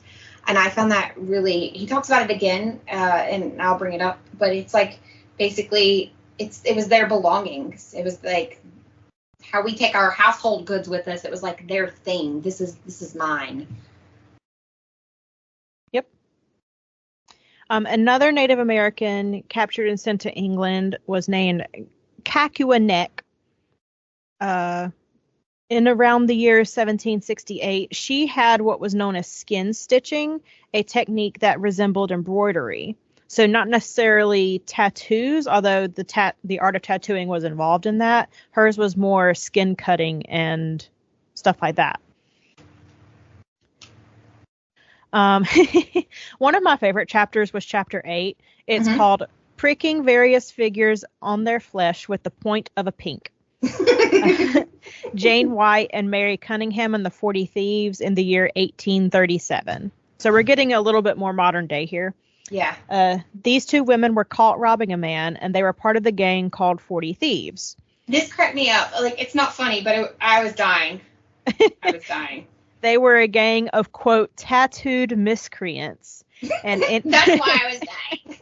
And basically anyone with a tattoo was associated with them and their crimes. So even if you had nothing to do with any of that, if people saw you had a tattoo, you were like, oh, you're a criminal. You're going to jail. You're 40 Thieves. Oh. Yep. So part 3 is called Tattooing After 1853. It just basically gets more and more modern. It goes over Queen Victoria's eldest son, Albert. He wrote in his diary that on April 1st, 1862, he received his first tattoo. Many Christians and Islam pilgrims get tattoos to mark their journeys to their respective holy lands. Chapter 10 goes over children with tattoos. A court case revolved around a man with tattoos trying to defraud a family out of their inheritance. Oh, that was crazy. That was a lot. Yeah, and it all came down to, like, basically it all got solved because the guy that was the quote-unquote missing person that was trying to, that had come back and was claiming the inheritance, he had friends that were like, no, we like, he got these secret tattoos when he was like really young. So he would have tattoos on him, and they described him in detail, and there were multiple people that like didn't know each other but all knew this person. They were like, no, he would have this tattoo in this spot. And I was like fascinated by the fact that the whole thing got solved, the whole court case, and it ended up turning into both criminal and civil court, if I remember correctly. Right? Yes. That it was like, no, it came down to whether he had these tattoos or not. I was like, well, okay. And that took place around year 1871. Yeah, and that doesn't sound like it took place in 1871. That sounds like, 1981 or 1971. They would have to having court and being like, well, does he have his tattoo or not? Which another part of this that I thought was cool, we learned that adhesive tattoos, otherwise called temporary tattoos, came to be popular during this time, especially among children. And they called it cockamamies. Yep. I was like, I never knew where that word came from. I didn't know where cockamamie came from either, but it's not used in that context. So I have been meaning to look up, like, how did it go from meaning, like, a temporary tattoo to, like, get out of here with that cockamamie bullshit, like how I've heard it used. So how do we get from there? Another one that I want to cover is chapter 12. Okay. It's titled Elegant Specimen of Chromatic Needlework. We're going to talk about Amy Crocker in the year 1900. Mm-hmm. Amy, Aimee, was an extremely wealthy heiress. She was one of those who had so much money she didn't know what to do with it. Pretty much, yeah. Hori Toyo, he was a master of the art. He was fluent in both Japanese and English. He immigrated to the U.S. with his English wife. And he was basically known in all the big cities for being a tattoo artist. He was the best of the best. Mm-hmm. Amy got a big, audacious tattoo of her current boyfriend, even though she was still married to her second husband. Yep. She also got snakes and dragons put all over. She would go on to have many, many snake tattoos, and in her autobiography titled And I Do It Again, she reveals that they were a current motif in her life. What I love about her is, if you look her up, she is described as she was an American mystic, bohemian author, and member of the wealthy Crocker family. But she was, like, we talked about Clara Bow as kind of the first it girl. Amy Crocker is of the same bloodline, basically. Yes. She was very famous for her exploits. Blue-blooded, and basically. Yeah. And she was just widely known for her sexual encounters, I'll put it that way. You should look up the list of spouses. Oh, I'm afraid to. 1, 2, what I read 4, in the book was enough. 5 that I see, and 2 of them were princes. Ooh, girl got around. She knew what she wanted. She started marrying in 1882. And she continued to marry until, well, it looked like her last spouse was from 1925 to 1927. He was a prince. Well, and then we get into the last part of the book. It's called Tattooing in the Early 20th Century. Mm-hmm. Chapter 13 kind of goes over how sailors had a lot of tattoos. Yes. And that was the whole mindset, the modern mindset of, like, well, the only people that have tattoos are, and I remember actually my grandmother saying this to me, that it was, like, hard for her at first because the only people that she knew that had tattoos were usually soldiers and sailors, or like people that had done time of some sort. Yeah. Or like sideshow people, Yes, my grandmother's old enough, she said sideshow people. Chapter 13 goes over another court case / person. Her name was Madeline. She was a young teenager who was found by a youth services organization, and she had tattoos covering almost her entire body. Mm-hmm. Most of them were sailor related. While first assumptions were that she was doing this to attract a sailor, later reports came out that she was trying to disguise herself as a boy in order to join the ranks. I was fascinated by this woman. She wanted to join and be a part of it, not just marry one. Yeah. Tattooing children was not a new thing, but the Children's Society in New York City was actively trying to stop it. Madeline's case made its way to the courts, with the 3 tattoo artists put on trial to, quote, put a stop to this heinous practice of disfiguring young girls. 2 of the artists did serve 10 days in jail, and the other artist got a $25 fine. Madeline was sent to a reform school called the House of Mercy, and while no other reports of Madeline ever resurfaced, the House of Mercy was eventually closed due to the abuse of their residents. I won't go into all the abuse, but I'll just say it was terrible. It was very terrible, which I will say, we also learned when they talk heavily about children being tattooed of the time and people wanted it to end, they did say that there were some not reputable tattoo artists that were using children as practice and they were getting like infections and having other issues. And I was like, okay, well, I obviously clearly have a problem with that. Yeah. Yeah. Another chapter that I'll go over is chapter 16, Blue All Over, talking about Horace Riddler in 1934. Horace had always wanted to stand out his entire life. And in May of 1934, he sent a letter to one George Burchett, who was a well-known tattoo artist. He wanted to have his whole body tattooed, head to toe. It would cost £100, although he would never fully pay his bill. He could never hold down a job. He was not mentally stable. Riddler would also go on to stretch his earlobes, like absurdly stretch them.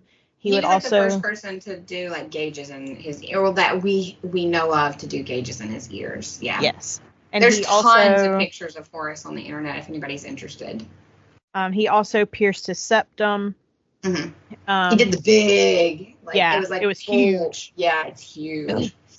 And he basically said he wanted to be an oddity. He wanted people to look at him and realize that he was different. And he sure was. Yeah. Fascinating life, though. He's noted as being a professional freak show and sideshow performer. See, there again, there's those words. I didn't make them. That's what. Yep. Well, he wanted that. He wanted to be known as the freak show. He was known as the Great Omi, also the Zebra. Yeah, that makes sense. The Zebra Man. And then we go to part 5, Tattooing Towards the Millennium. It basically covers from 1940s to modern day. We do have this whole story was really weird. Down in South America, there's a woman named Anita Alores in 1953. She was the wife of a wealthy and influential Argentinian beef farmer, basically. She was at this fancy party hosted by the president of Argentina, and she was photographed dancing with her husband. In the photo, she's wearing like a backless dress, like her back is exposed, and her whole back is tattooed with a very clear hammer and sickle. It's the international symbol for communism. Yep. This was a huge political scandal. They basically fought for weeks with the press about it. And Anita had to hold a press conference saying that she had actually been tricked by Pablo Picasso. He had gotten into tattoos, and as a member of the French Communist Party, she had gone to him for a tattoo, and he had snuck the hammer and sickle into the tattoo design without her knowledge. But was this story even true?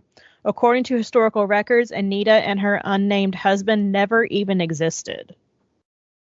I was like, what in the world? We're making up stories about people having tattoos for what? Yes. What's the point and purpose? For political reasons. Just like now we make up stories. I mean, think about it. Like this tattoo was like world news that the wife of this Argentinian beef farmer was photographed with the president of Argentina. Yeah. Like it made headline newspapers all around the world, and then it wasn't even true. Like they just made this up. Yeah. Blew my mind. That's basically it. The last chapter covers Dennis Rodman in 1994. We all know that which was a big deal. Like, yeah. Because I was 10. Yeah, I was somewhere in there, and I remember like that was a really big deal. Like he was a professional athlete, and he was basically almost covered head to toe in tattoos. And that was not really so much of a thing. I mean, I'm sure tons of professional athletes had tattoos, but like now you turn on TV and most all professional athletes have very visible tattoos. But I do remember a time when like you didn't visibly see most professional athletes' tattoos, or if you did, it was like one on an arm or something like that. So Dennis Rodman was like a really big deal. Yeah. He had a horrible childhood, and it left him with severe depression. Oh, yeah. And he was basically trying to find his place in the world. And he set a cultural trend with his tattoos, and clothing brands would even sell shirts and replicas of his tattoos for people to look like him. Yeah. And that's basically Painted People by Dr. Matt Lodder. I did really enjoy the story. I don't remember what chapter it was, but there was the woman that like she was openly like a lesbian, but he was talking about like people kept saying, well, like you can never be a woman because you have tattoos, and so she just got more. And she's like, that was Joe.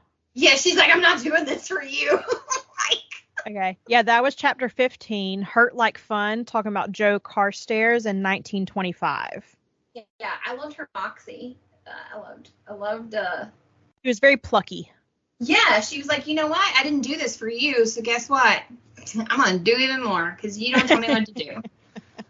I think she and I would be good friends.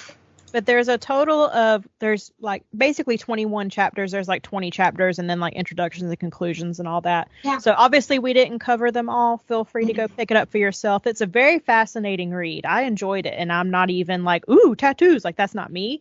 But I liked learning about it. It was very interesting. There was a lot that, like I said, we skipped a bunch of stuff, but there were things that like even I felt like I was learning a history that I wanted to learn, if that makes sense. Like, I've always been a person that enjoyed history, but even some of history, I'm like, ugh, why does it sound so boring? But I was, like, really fascinated with this. And then, like I said, there's if maybe you don't want to read the book, there's please excuse me.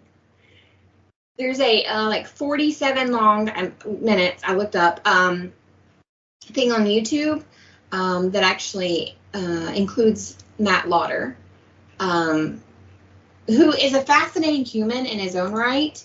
He also has lots of tattoos. He has a honors bachelor degree from French and German University of Bradford. He has a master's in critical theory, the body and representation, and he has a PhD in history of art from Reading. And currently, it sounds like he currently is teaching. Writing and researching art history is one of his classes. The work of art in the age of digital reproduction, film, new media, software, and internet, as well as crisis of the American idea. The man stays busy. The man does stay busy. He's got he has some other publications. He has another book. Which was kind of interesting. It's not tattoos, but it's called Revival, Memories, Identities, Utopias. I was like, that one might be a little bit more intense to read than say Painted People. But I enjoyed his, I know to me, you could tell his enthusiasm for the topic. And it just was really fascinating. And he's covered in tattoos. Yes, he is. Yes, and he's much younger than I thought he was. Yeah, he's like middle-aged. Shh. Don't say middle-aged. Don't. Well, he's not a teenager, but he's not 80. You can live to be like 100 and something now, so I am not middle-aged yet. Okay. Bianca over here. He's like middle-aged. What? Jesus. I didn't mean it as a slight. I mean, he's not a teenager and he's not 80. He's somewhere in between. Good grief. Okay. Anyways, we also wanted to discuss or just mention books with prominent tattooed characters. And Miranda has compiled a list. I will not be listing these in the show notes. No. If you want to learn more, message one of us. We will be happy to talk to you about it. There were far too many when it got down to it. So, first I went to a readers group that I'm a part of, and I was like, give me heavily tattooed characters or where a book pertains to tattoos in some way. Genre does not matter. Can I just say, ladies, why y'all trying to give me so many romance books? It wasn't me. I know it wasn't you. I said it was not from our friend group one. I know. It was but I'm like, really, guys, there's so many books with tattooed characters. Why you guys keep dropping these? Like, like heavy romances. However, there were a few that were brought up to me that I do want to mention. The Illustrated Man by Ray Bradbury. Obviously, I can't go anywhere if I don't talk about basically any Sarah J. Maas book.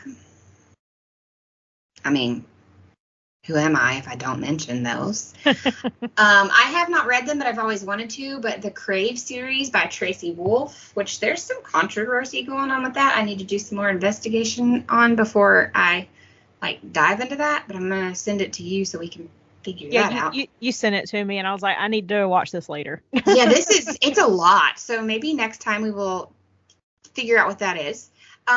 Clearly, The Girl with the Dragon Tattoo. That's a big one. And then I have Our Friend Group. Now listen, I have to do this because she thinks she got jokes. There's some really good ones, but Hope coming in with the Golden Books Disney Moana. I mean, she's not wrong. She's not wrong, right? She's not wrong. Thank you for your contribution, Hope. I did say any genre. So that one cracked me up, though. I think you were dying the most. Everybody was like, dead, bro, Hope, dead. Like, it was just... So there you go, Hope. Are you happy? So everyone that has a child, go pick the book up for your kid. It features a very tatted man. She did say on a very serious note, and I already had this one on my list, but The Tattooist of Auschwitz. I feel like that book is probably going to make me cry too. I've read it. I cried. You cried? I cried. It was so sad. But I think it's an extremely important read. That was actually something that was mentioned in the book that we just mentioned, or that we just covered. Oh my God, I can't talk. In the book we just covered, there is talk of tattooing Auschwitz survivors and tattooing. Just heads up. It's not a whole lot, but it's enough that you just have a moment. You actually reminded me. You said Lightlark. Yes. I had forgotten about the tattoos in Lightlark, but yes, you're correct. Obviously, Fourth Wing. Yes. Zayden. Yes. Yep. And you know what? I don't think a lot of people think about this, but absolutely Harry Potter. Because what does every Death Eater have? They have the death mark. Exactly. They have the death mark tattoo. So there's that. A series that you and I both really love that every time I bring it up, people don't know what we're talking about, but Splintered. Yes. It's such a good series. I think we even break down book one in one of the very first Miranda birthday episodes that we did. Yeah, I think it was last March. Was it last March? Okay. Let me see. Then we have the Shadowhunter series. Shout out Sabrina. Yeah, it was March of last year. Okay. And then Kelly would like us to mention the Serpent and Wings of Night, she says, please. So, and I feel like there's so many more. There's so many books that feature tattoos. Well, and one we're going to cover next month. Colleen Hoover's It Ends With Us. Yes, it does have It Ends With Us. The tattoo is very heavy in that book.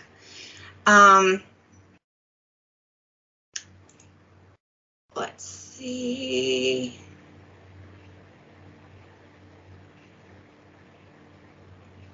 Trying to remember. So there's also Michelle Segara's Chronicles of Elantra features tattoos. Ink in the Blood by Kim. Oh, I always butcher that name. Schmeckel. You know what I'm talking about, don't you? No. Maybe. There's, and listen, if you get into paranormal romance in general, there are a lot of people covered in tattoos. The one I recently talked about with you guys that I was like, it is a no-no. It has so many trigger warnings. Book 2 has come out, and they talk a lot about tattoos in book 1 and 2. Was that Blackbird and Butcher? Yeah, that was Blackbird and Butcher. Again, if you can stomach it, they're actually really good books. They're the Ruminous Love trilogy, and I have not done Leather and Lark, but people have said that Leather and Lark has a lot of tattoos in it. Butcher and Blackbird has tattoos as well. So I feel like everywhere you turn, there's a lot of books that either feature a character that is somehow tattooed where it is brought up a lot, or for example, like in Harry Potter, where the tattoos play a huge part into the story.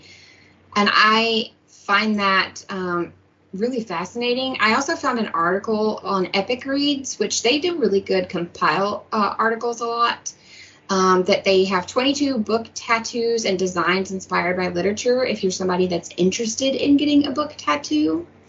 Or I thought that one had some really cool stuff on it. I saw some Percy Jackson tattoos, obviously lots of Harry Potter tattoos. There was the Six of Crows. Found several. There's one from Caraval. Oh, I forgot about Caraval. Yeah. So there's a lot, but yeah, but this is like a girl got a tattoo based on this is tattoos like for someone that wants to get them is what this list is. And she got a tattoo based on Caraval, which I've not read the series, so I was like, oh, that's a cool tattoo, but I don't know if that. I don't know. I might have to make that an episode just so I can get you to read the series. I have every intention to. It's just like, listen, there is too many books and not enough time. Like, honestly, this sounds really bad, but I'd be okay if all y'all just like took a break for like a year and was like, we have writer's block. We have writer's block, and I'd be like, fine. Like, I have literally 2,000 books to read. Right? All these people are like, oh, I don't want to be a vampire. I don't want to live forever. I do. Because I want to finish these books. Same. Very much same. I mean, haunt a library, but like I often hear like ghosts in the beginning can't touch anything. So like I'm not going to turn the page. So listen, if whatever fountain of youth that like Patrick Stewart is drinking from, if he would Patrick Stewart and what's his name? Overdramatic actor, dude. That's a lot of people. Captain Picard. No, was it Captain Picard? He was a Trekkie though. That is Patrick Stewart. No. William Shatner. There we go. William Shatner. Oh, he's an asshole. I don't want to ever whatever he's drinking. Yeah, but he's going to live forever. Because he's an asshole. And he drinks so much. He's just like cured his insides. And whatever Patrick Stewart is on is what I need so I can get through these books. And I'm going to need every author out there. And I know this is going to piss people off, but I stand by it. I'm going to need all y'all to, like, take a break. Hey, I'd be down with that, because then I'd have time to catch up on everything. Right, and just let us catch up for a second. And then as soon as we got, like, comfortably caught up, you could be like, wham! Because you had so much time to work on stuff, you know? Well, like Rebecca Yarros could pop off with 2 books, and we'd be like, okay. Well, speaking of just catching up on things, what are your recent reads and acquisitions? My recent reads. All right. So I feel like I haven't read a whole lot, but at the same time, according to my Goodreads, I've been doing okay. I got back into finishing the Vampire Knitting Club because she came out with a new one. She came out with number, I think, 15. And I was like, oh, yeah, I need to get back to that. So I literally read 10 through 14. Also, this is a side note. I don't think this person that I'm going to talk about, I don't think she listens to us. If she does, hey. But there's another girl that has been reading this She's been reading series? Yes. And she started reading it not long after you talked about it on the podcast. You have to tell me in private who it is. So, because we don't want to call out the person if we're not sure they're comfortable with being called out. Yeah, but like It's funny. she started it not long after you talked about it on the podcast, and I was like, does she listen to us? I hope so. Hi, new friend. Hi. So I read all of those, and then she has a spin-off series called Vampire Knitting Club Cornwall, because it's in a different city now with a different girl. It's actually the best friend to the main character in the she's also American, which I find fascinating. So the main character of both of these series is American, but they're living in England. And all of the like vampires are like Scottish or British, or it's fantastic. And the narrator does a great job if you listen on like audio form. So I've read those, and then I actually bought a book that I was like, ooh, I want to talk about this, and I think I left it downstairs because I bought like an actual paperback of something.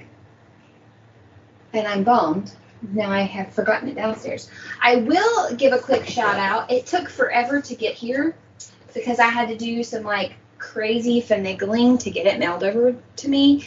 I've talked about this author in this series before, but I have it physically in my hands, and it's so beautiful. Meghan Ciana Doidge did a reprint, she redid the covers, and she did special edition print with like artwork on the inside. I actually got the hardback and the paperback because of the like level, I guess I purchased, because she did it via Kickstarter. And this thing is gorgeous. And I still feel like to this day, even though it's the 10th anniversary of this book, I do not hear enough people talking about this series. It's the Dowser series. Book 1 is Cupcakes, Trinkets, and Other Deadly Magic. This book, I'm not a huge hardback, but this book is beautiful. It's got this like gold emboss for all the decorations on the front and the back. And there are recipes in here. There are recipes.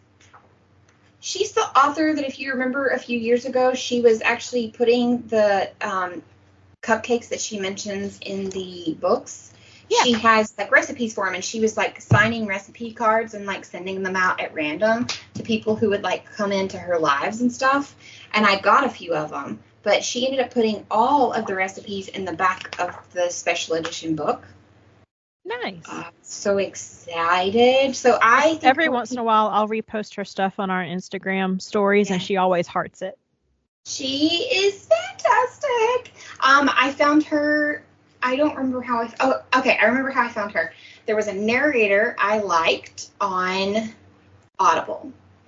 Her name, I'll look it up while I'm talking about Meghan. And she just recently redid all of her audio books too, because she basically, I think she got the rights back to them. I don't know if I don't know if people know this, but a lot of times indie authors, when they want their stuff put in audio form, they have to like give up the rights basically. It's this weird thing. But she used to have a different narrator. And I'm trying to remember what that narrator's name was now, because she's actually a really good narrator, like on her own. But I was listening to that narrator, and I was like, I wonder what else she does. And she had just recently done book 1 of the Dowser series at the time. And I loved the narrator, so I was like, let's give it a go. And I ended up falling in love with Meghan's book and continued on her series, started following her on her social media. And she, like, what's fascinating is, like, all of us that started following her, like, however long ago, like, she remembers us. And I don't know why I find that, like, so, like, endearing. I don't know. It's just this, I don't know.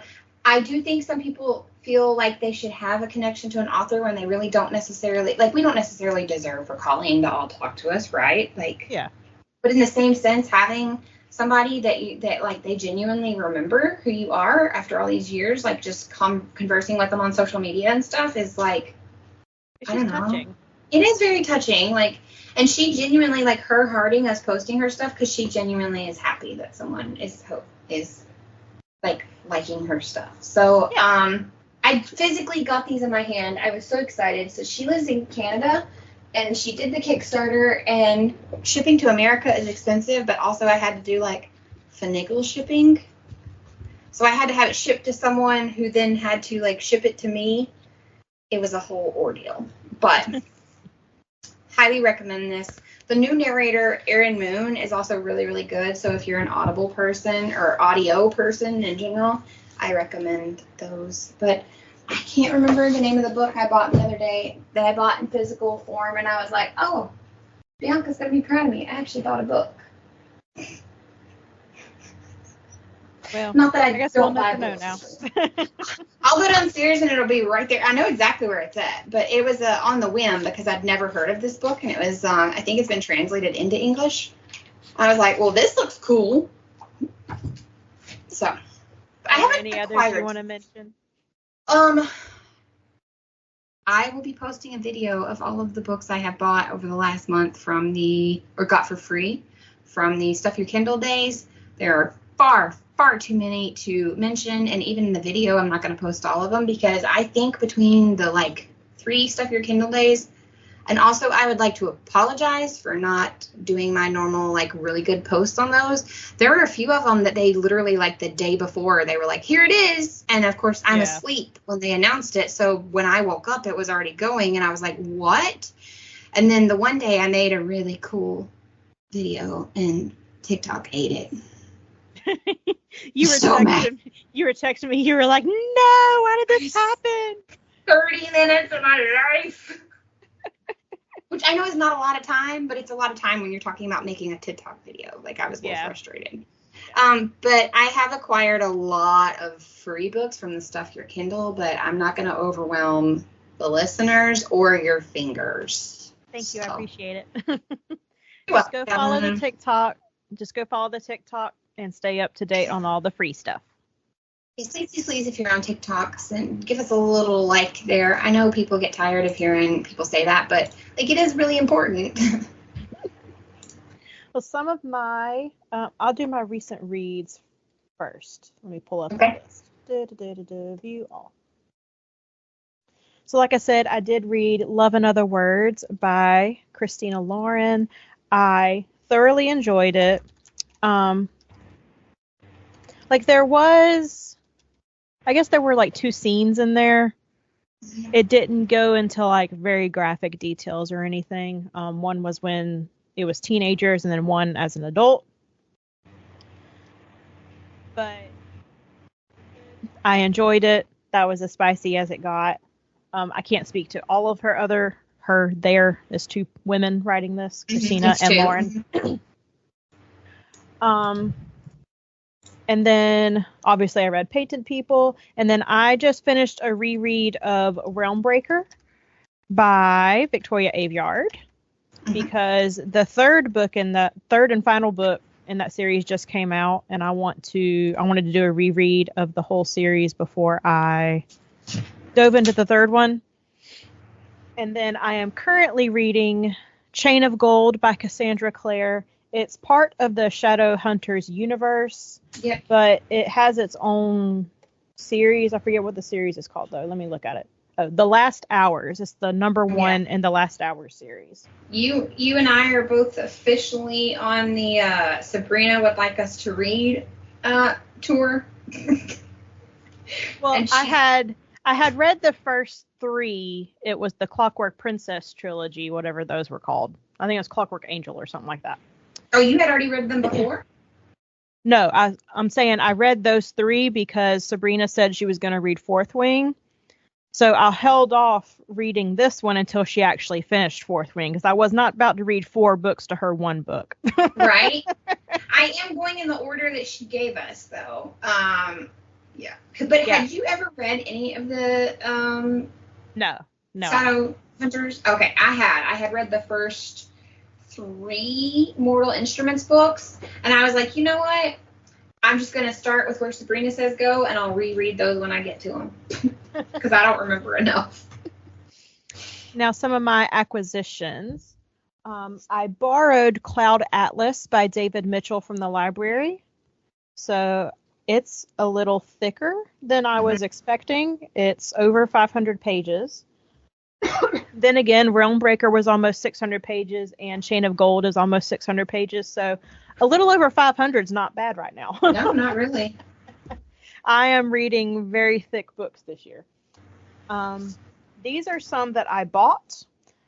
Chaos, Charles Manson, the CIA, and the Secret History of the 60s by Tom O'Neill. I am interested in this one. It is about the CIA and basically how it came about. And I am all for government conspiracies.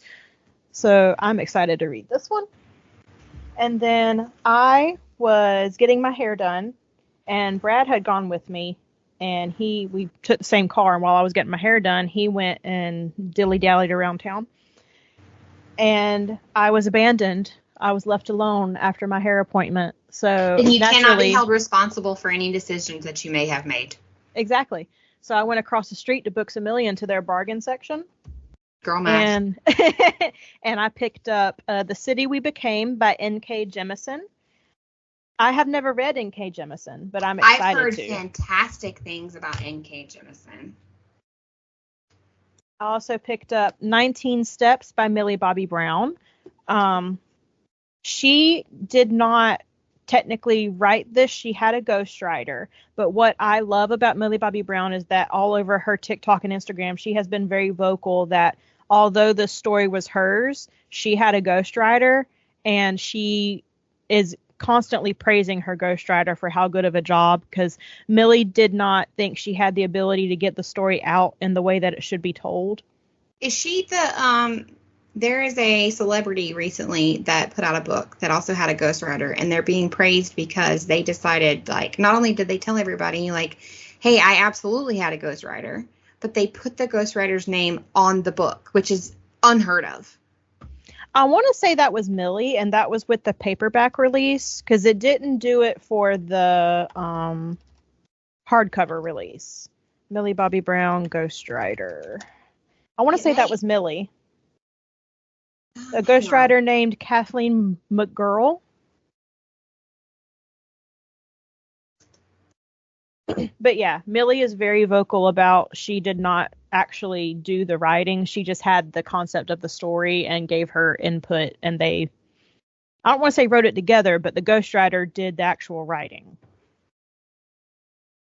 And then I also picked up The Bone Season by Samantha Shannon.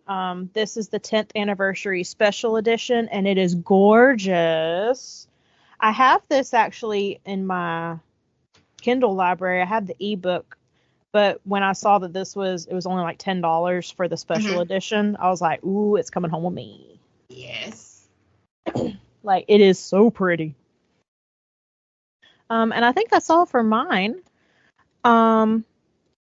Please go follow the Instagram and the TikTok, Bells with Books Podcast, or Bells with Books Pod. Either way, you'll find us. You can follow me on Instagram and TikTok. I am at Stylin' Freak on both of those platforms. You can also find Miranda. If you type in Mom's a Nerd, she'll come up pretty much anywhere. And then do you want to tell them what all's going on the podcast feed? I do, but side note, it was Julianne Hough with her new book, Everything We Never Knew. Oh, okay. Hey, Julianne. She puts the ghostwriter's name on the cover right with hers, and she very plainly says, I had a ghostwriter. Kind of like Millie, like it was my story, but... Nice. So, anyway, I plan to read that, and Millie's as well, because I think both of the things they're doing are fascinating. And we're doing fascinating things over in the Facebook group as well. We have the Place to Be Facebook group. I would love everybody to join. I know I say this every time, but we constantly are having some sort of really neat tournament. Right now, we are making our way through the Cartoons of Our Youth tournament. That's what I'm calling it, because we have a podcast that's called Cartoons of Our Youth, and it is it's a cartoon tournament to determine which one, and it's from all across. There's cartoons on there right now. We're still in the first round voting phase, but there are cartoons from the 60s and 70s, 80s and 90s, and current day. So definitely check that out and come vote and make sure my favorites win. I'm just saying. But yeah, I would love to see more faces in the Place to Be group, for sure. The website is back up and running. I don't know if I said that last time. I don't remember. Yeah, that was a nightmare. But placetobenation.com, for those of you that don't know, it does exist. And we do have it back up and running. There was like a hosting issue of some sort. I don't know. They explained it to me in all these terms that I was like, you lost me, bro. I was like, basically, do I owe you more money? And they're like, no. And I was like, okay, then just fix it. So for those of you that didn't know, we do have placetobenation.com. And Andy and I would love if you would visit it. We put all of the different podcasts from the different feeds. We have written articles. There's a podcast directory over there that you can go check out, as well as get the links to the Place to Be Nation social media, which I need to update that and include the ones for the individual shows for those of the people that have them. But yeah, and if you're over there and you're like, there's a lot of wrestling, there is, because let me be very frank with you. Originally, Place to Be Nation was essentially a lot of wrestling shows and a comic book show, and we have really branched out, and we have everything from Pop Goes to the Classics, which right now we're covering the Disney movies, as I said, cartoons of our youth. We even have an NBA show, so there's literally something for everybody here on the feed. But if you only want to listen to us, it's very possible to also just search Bells with Books, and so you can go right to our episodes on whatever podcasting platform you listen to. So always something for everyone. Please check it out. Please follow me and Bianca on our socials. Ask us questions at any time. Ask us, give us your opinion on books. We don't mind. We love hearing your opinions on books. I love when people message me and say, I read that because you read that and I really liked that. Legends and Lattes, for example. Thanks, Kelly. That made my day. So yeah, reach out. Tell us when you've liked something that we recommended, because that's kind of what we do. And we just really appreciate it. So for Bianca and myself and all of Place to Be Nation, thank you for being here today. Thank you for joining us. And always keep reading.